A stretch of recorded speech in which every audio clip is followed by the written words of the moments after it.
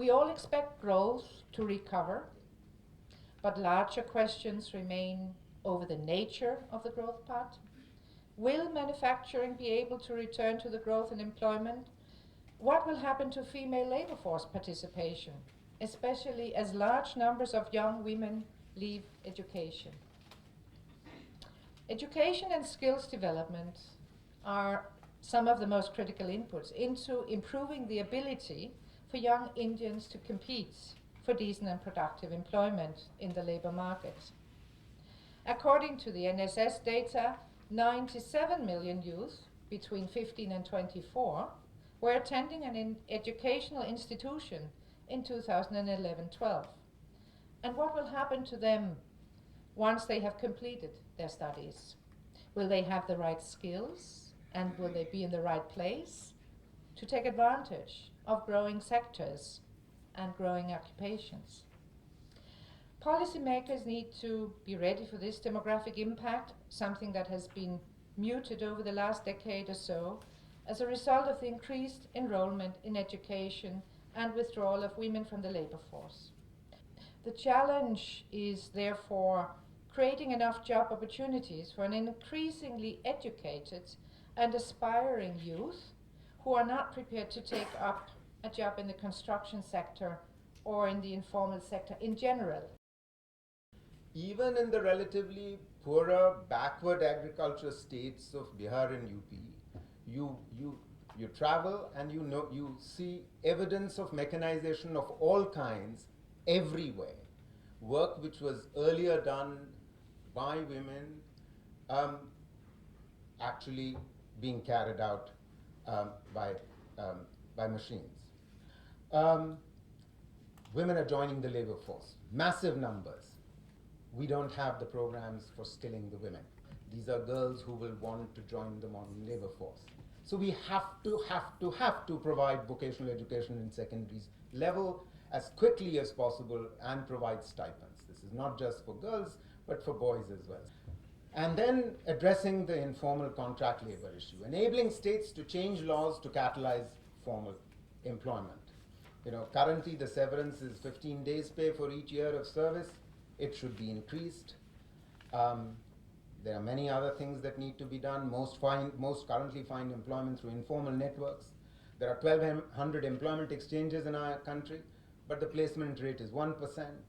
Contrast that to Egypt, which has one employment office for 1.8 lakh people and makes 40,000 placements every month.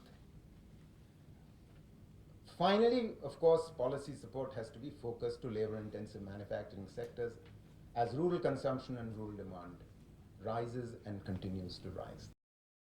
I do feel that the debate is moving into areas where basically people are using criteria which developing countries don't have the data on.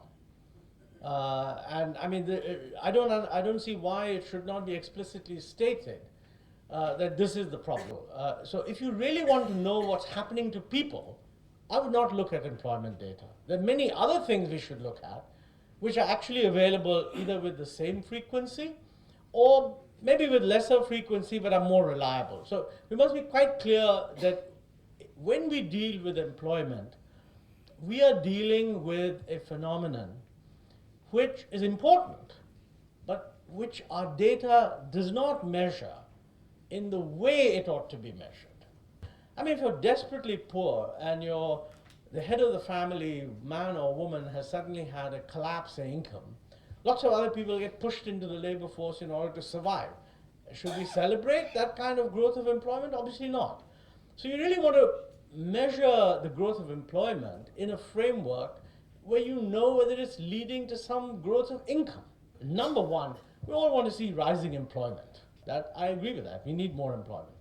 We also want a falling unemployment rate in the sense that unemployment is simply those guys who are offering themselves for a job but are not getting it. Now, the most important thing is we want to see an improvement in the quality of employment. Now, what is the quality of employment? Well, clearly, one is rising wage. But the interesting thing in India is the vast majority of people who are working are not getting wages. They're getting income, but they're not getting wages. So in addition to an interest in wage, you want to see rising income. We also, I think, we should look at greater work security. I'm not sure we are collecting those indicators, but to my mind, if you want to write a human story, that's a relevant story to write. Now, one more dimension, in all these, in every one of these, you want to narrow the gender gap. Take, for example, labor force participation, whether it's wage gap or participation rate gap, or participation, this is the most important, participation in high quality employment. There is a huge gender gap and it ought to be lowered. So I think any data that enables one to say that this is happening is a good thing. I would add one more, which again we don't have, and that is measures of social mobility. That is a feature of the labor market that is quite consistent with high unemployment, low wages, all these other things. It's orthogonal to all of this. And we don't have this. We do, at least I think we don't have this. And it would be hugely valuable to be able to show, if you're looking at it in terms of what is all this doing for the people, I think social mobility indicators are very important.